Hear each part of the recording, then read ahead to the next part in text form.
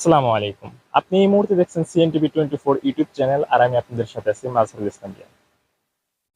কম খরচে উচ্চ লাভের আশায় সূর্যমুখী ফুলের চাষের দিকে ঝুঁকছেন কৃষকরা। আমি এখন বর্তমানে অবস্থান করতেছি টাঙ্গাইল জেলার মির্জাপুর উপজেলার ভাবখণ্ড গ্রামে। আমার পাশে দেখতে পাচ্ছেন সূর্যমুখী ফুলের চাষ হচ্ছে। ঠিক এভাবে মির্জাপুরে বিভিন্ন স্থানে ফসলি জমিতে সূর্যমুখী চাষিরা ঝুঁকে পড়ছে। সূর্যমুখী চাষের বিষয়ে কৃষকরা জানান, এটি কম খরচে উচ্চ ফলনশীল এবং ধানের চাইতে খরচ অনেক কম হয়ে থাকে চাষ করতে, এবং চাষও একেবারে সহজ, এবং প্রতি জমিতেই এটি কম পরিচর্যায় এটি বেড়ে ওঠে, এবং বাড়ির পাশে বাড়ির আঙিনায় প্রতি জমিতেও এটি চাষ সম্ভব।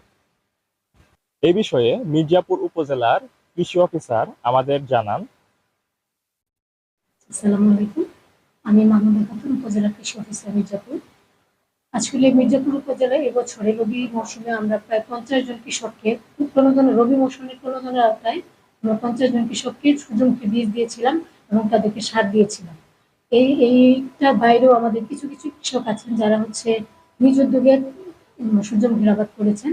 তবে আমরা সেই প্রণোদনায় যে বীজটা দিয়েছিলাম সেটা ছিল হাইব্রিড PSF 275 জাত।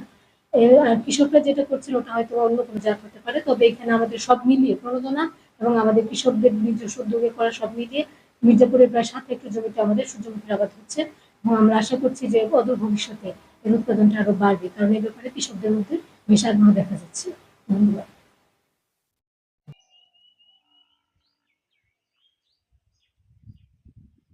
রিয়ান খান, CNTV 24, টাঙ্গাইল।